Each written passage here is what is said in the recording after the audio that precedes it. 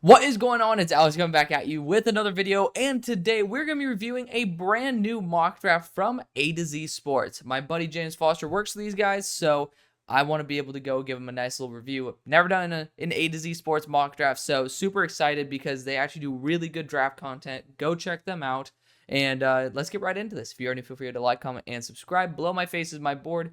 You'll see that there's actually finally the new additions, and you might say, wow, the hell? What are some of these guys doing up so high? I actually have a video that's 2 hours, 11 minutes, 11 seconds going through all 57 receivers that I ended up grading. And of course, I mentioned a couple other guys in there that didn't have the right tape, but I digress. I end up in that video going through every single player. You get to see my full breakdown of them, but I also give from my notes, an exact recountance of my exact draft notes for one game per player. So it's a really fun way to do it. I thought about doing it into 3 different videos, but I was like, what, screw it. You guys deserve one really nice piece of content. That's why I've been kind of taking my foot off the gas pedal for a little bit. I feel like that, along with a 3.5-hour stream after that, was enough for a couple of days. So let's get right back into it. I love mock drafts. It's fun for me. This is why I do it.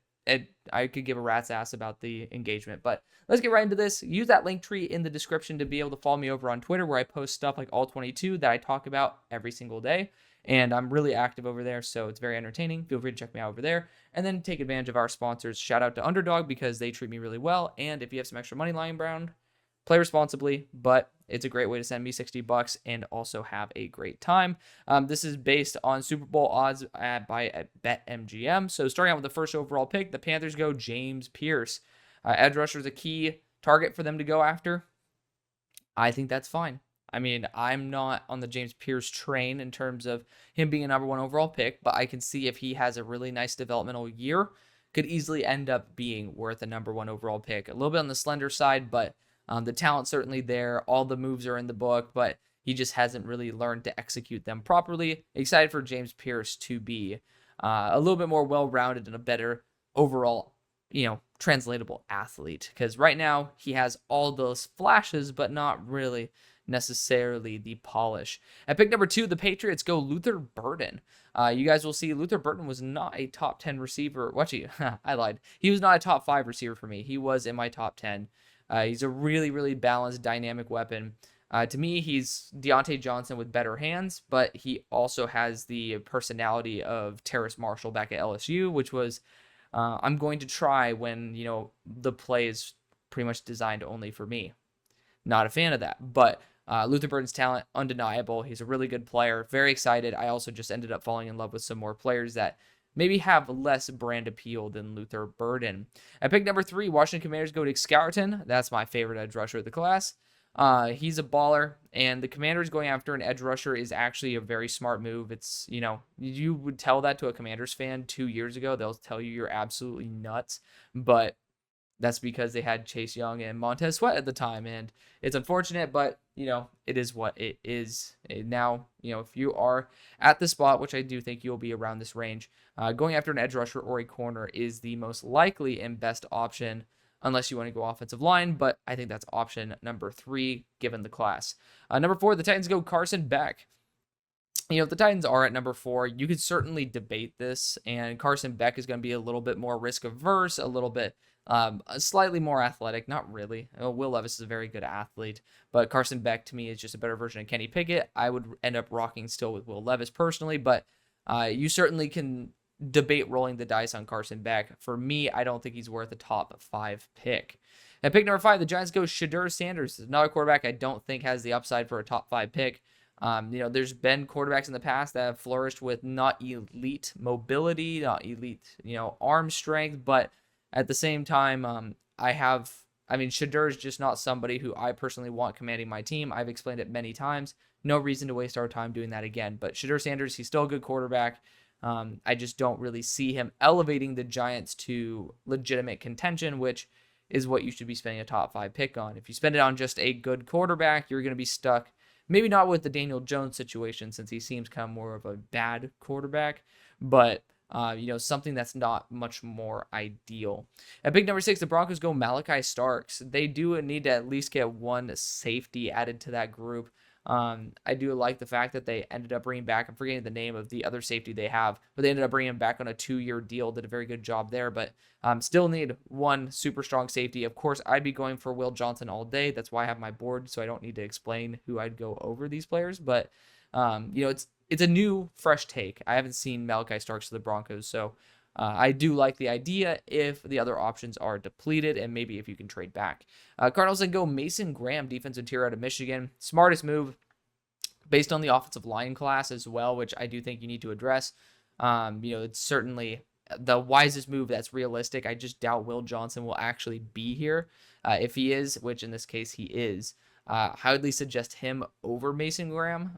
Same thing probably with Ben Morrison. But even Ben, he's on the shorter side. He's not short, but he's 6 foot. And I want somebody who's, 6'1", 6'2". Doesn't sound very much, but, as we all know, every inch matters. And Ben Morrison also is a little bit on the thinner side at sub 190. So I'm looking for more of that enforcer or then go Mason Graham. So it would be a toss-up between Morrison and Graham. I say it would be definitive between between Graham and Will Johnson. But still really, really, really good pick. At pick number 8, the Vegas Raiders go Will Johnson. If this somehow happens, that's going to be the best move possibly the organization could make. I'd be very proud of the organization if they did said move. The Vegas Raiders are the team that I feel the least confident about being low on because they have a quarterback room that can kind of keep them in games, and they have a defense that's actually very, very underrated. So, and I really liked your draft class. So good job to the Raiders. I do think that you guys will be one of the few teams to prove me wrong, or maybe one of the many. That's just the nature of the game, though. But New Orleans Saints go Riley Leonard at pick 9. I actually really like the idea of Riley Leonard in New Orleans, but he'd really have to have a very good year at Notre Dame in order to earn this pick, but I still don't disagree with the antics. Pick number 10, the Buccaneers go Travis Hunter. If they end up struggling on the defensive side at corner, which I assume they will if they are here at number 10, I do think that corner would be probably the reason they get let down, and going after a DB would be a very smart move. I'm not the biggest Travis Hunter guy in the world, but as you guys, I guess you guys can't see now, as you guys can see now, Travis Hunter is my number 19 player in the class. It's still a very, very good player, but I think that there are more inadequacies to his game than some people like to suggest. But at number 11, the Vikings go Denzel Burke, cornerback at Ohio State. I just literally 2 words to describe him: well-balanced. He's pretty much a jack of all trades and maybe not a master of anything, but at the same time, he gets pretty damn close in most categories. I really do like Denzel Burke. Unfortunately, because of stuff that's happened in the offseason, the Vikings will be needing to readdress that cornerback position. Rest in peace there to Kyrie Jackson. Absolute tragedy, but again, in this situation, it's a very smart move to go after a very quality player. Pick number 12, the Seahawks go Ben Morrison. I mean, he's my number 2 player. What do you expect? There you go. I think he's a great corner. Really is top tier, top notch. He pretty much only can get beaten by, guys with higher end release packages. I think he's still working on his press coverage against guys who actually have proper footwork and size. At pick number 13, the Seahawks, I think there's better options in corner, but sometimes going BPA is the right way to go. And a true balanced corner core is not a bad idea to go after. And corners are expensive and hard to find as it is as a consistent basis. So if you can get an elite corner at pick 12, you take the elite corner. Pick number 13, the Colts go Colson Loveland. I mean, everybody and their mom wants to go Colson Loveland for the Colts. For me, I don't see the value there in a really, really solid tight end class. And I like Colson Loveland. He is now my tight end 1 because of more studying into the injury positioning of Mitchell Evans. But I just don't think a tight end's super duper valuable when you have so many weapons. It's not going to add too much to the offense. I do see some value in going after a top end corner. It's what they should have done last year. It's what they should be doing right now. Or an offensive lineman, because there's some good ones in this class. Jaguars go Kelvin Banks, very solid option. He might end up being a guard, but he's still a really solid tackle nonetheless. I think he needs to develop a little bit more, but that's what the whole entire new season is for. So I'm very excited to see what we're going to see out of Kelvin Banks. At pick number 15, the Steelers go Emeka Egbuka. Kind of like a rinse, wash, repeat pick here. I've seen it a lot of times as well. I'm just not a big Emeka Egbuka guy. Feel free to check out my analysis about him, but He isn't even my wide receiver 15. I'll just leave it there. I'm hoping for his health to really allow him to get back to where he was. But he was very much a shell of himself last year, and I prefer to be happily proven wrong than unfortunately, proven right in this situation. I also would rather get excited for his return without allowing that to give you guys the analysis of him being a better player than he actually was. Browns going Will Campbell. There certainly is going to be potential for offensive tackle to open up on the Browns. So getting a value player like Will Campbell is excellent, and then you can kick him into guard if all else fails. He does have 33-inch arms. I do worry about that. The Bears go Dayon Walker at 17. Pairing him up with Gervin Dexter, giving 2.66 defensive interiors, both with really unique athleticism, would be a very, very interesting dynamic. I still think that edge rusher is a good position to target, but when you can get a freaky player like Dayon and then you can pair him up with those really, really strong other defensive interior and edge rusher players, you might be building yourself a very scary front.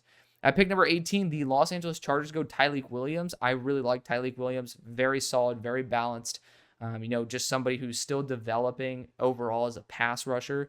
And it's because Ohio State honestly didn't put these guys in the best of situations. They had some weird stunts and such that I didn't really see as super duper effective. And, without Michael Hall there, I'm going to be excited to see how Tyleik Williams as well as Ty Hamilton end up becoming as a 1-2 punch. And the Chargers do need defensive interior help.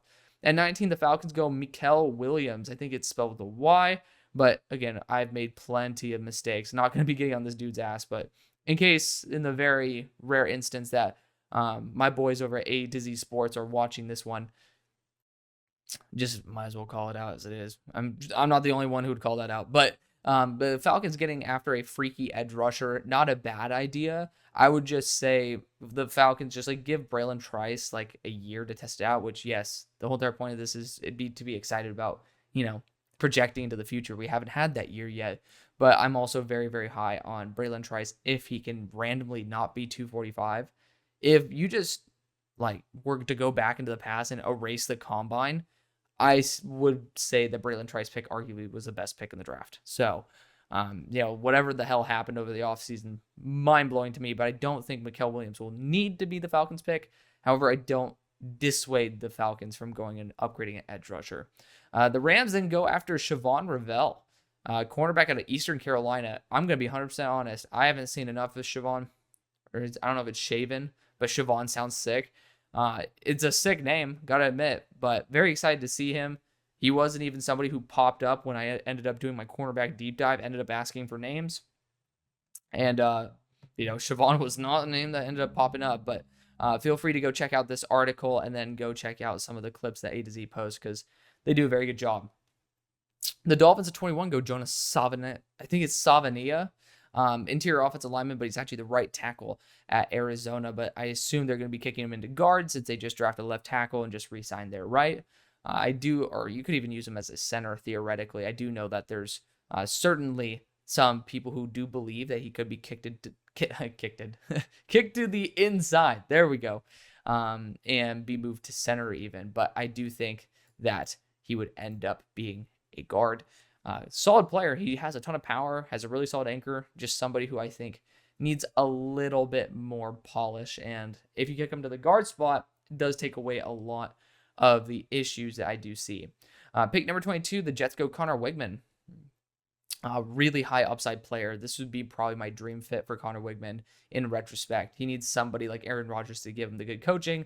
As long as he stays healthy, this dude probably will be the quarterback one of the class. Then we got Dallas Cowboys going Harold Perkins, edge rusher / linebacker at LSU. The Cowboys easily can add him to the rotation, and he's a really unique build. I don't know how he's 215. I think it was 220. But regardless, he's somebody where he's extremely versatile, really good in coverage as well. I would love to see how the Cowboys would deploy Harold Perkins. It'd be interesting to say the least, and far from a bad pick because I would just love to see him used almost like a Micah role, but of course at significantly lower weight. Packers then go Kobe Bryant, cornerback out of Kansas. I do like the idea of going after corner. I do love Kobe Bryant. He got marked down 4 points because of his frame, but I will say he is a stick bug. And I do have some concerns about that. I would wish to be going after a little bit more of a fuller cornerback, but at the same time, at 24, he certainly matches the value.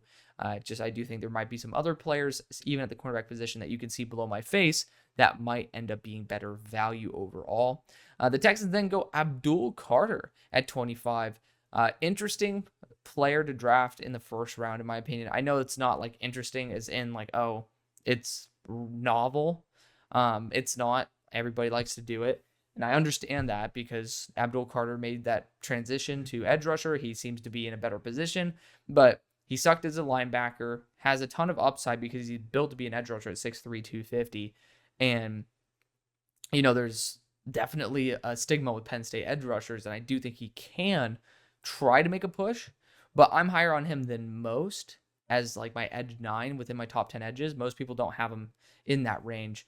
And so I think he's a really solid day 2 guy to target, and I don't think the Texans would be remiss to go after a developmental guy, but I would say you'd go after Harold Perkins and try to like put some meat on his bones and let him grow as Danielle Hunter ends up, going through that contract. But I just don't see the value of, Abdul this early.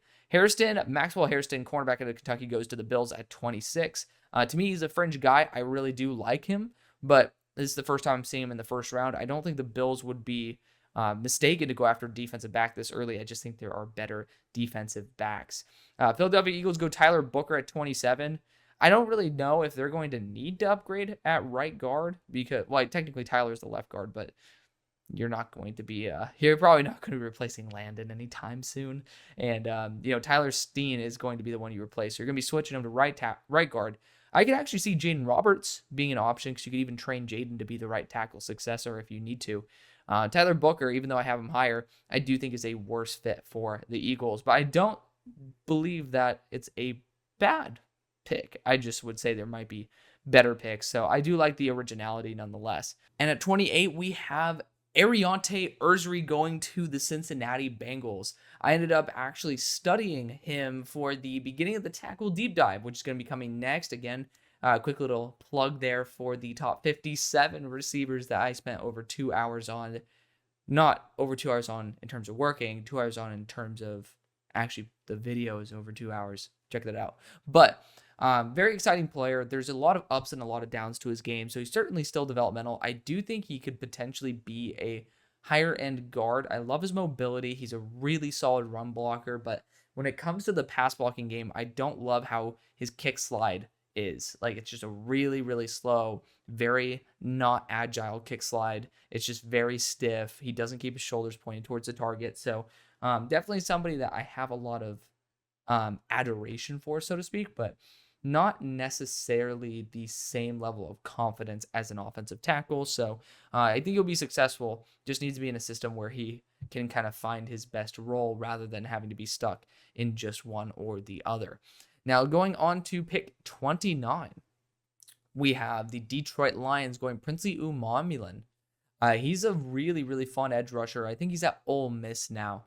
95% sure he's at Ole Miss and did not go back to Florida. But I do think edge rusher 2 is a good target for the Lions. They have a 1-year contract with Marcus Davenport, so they've been looking for a top-tier edge rusher. This would be a top-tier edge rusher for them to pair up with their number 1 in Hutchinson. So I do like that. Other position I would go after is receiver, but there's a lot of good ones in this class. At 30, the Ravens go Caden Prather. I love the fact they're getting a Maryland player to the Ravens, but I mean, Caden's actually a really fun player to watch. To me, he's roughly around the 5th round grade. But, he's really solid overall. Again, check out the wide receiver video for me to give it to you in depth. But, overall, really, really solid receiver. Just not a first-round quality talent for me. I do like the fact of getting a larger statured wide receiver rather than just another gadget guy. At pick number 31, the Niners go T-Mac, Tetairoa McMillan.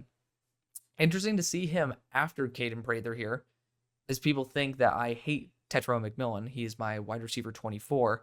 I have a reason for that, and I explained it in the video, but I'll explain it here now. I have role-specific grades, and I have an overall grade. Tetairoa McMillan is a top-tier possession/red zone receiver, even a deep threat for that matter. But I think that he's very role specific in the fact that he's a big guy who goes deep and has really reliable hands. He doesn't have NFL separation ability. He doesn't have NFL route running ability. It's not like his route running is atrocious, but at the same time, we're talking about top end corners that are not going to be fooled. It's like, it's a fat dude with a beard. We're not going to be fooled by your route running, buddy. Like, it's not going to work at the next level. It could work on a little kid seeing a fat dude with a beard. They might not think there's 3 chins under there, but there is. And a skilled eye, like a top tier corner, will be able to pick up on McMillan's poor route running. It's not going to work. But if he's in a system that allows him to be very role specific and utilize his strengths, i.e. the Detroit Lions, I do believe that he could be a top 15 receiver in the NFL. I just really don't believe in him as, like, he's going to work in every single situation. But role specifically, he might be able to be a superstar. Pick 32 and ending off the draft, we have Patrick Payton going to the Kansas City Chiefs. A little bit light for Spags. I would doubt that he'd want to go after an edge rusher of that size. But I do think that another edge rusher to a rotation is not a bad idea. Mike Dana was recently reacquired, but of course he's going to be like, he's an interesting fella, but I do think they could get some extra defensive line help in there. I'd rather go after someone with a little bit more size, but Patrick Payton has a ton of potential. But we'll actually do a quick little look at the best players remaining. Dante Corleone's out for the year. So yeah, offseason issue with blood clots. So all right, like, hopefully he recovers from that. I was really, really not a fan of Dante's game though. I thought Jawan Briggs were better. Ashton Genty's a stud. If he doesn't fumble 5 times last year, then I think he could be the best back in the class. Then we have Josh Connerly. Might be a guard, 6'4", 305 pounds, but supreme athlete and, you know, former 5-star as well. Very unique left tackle.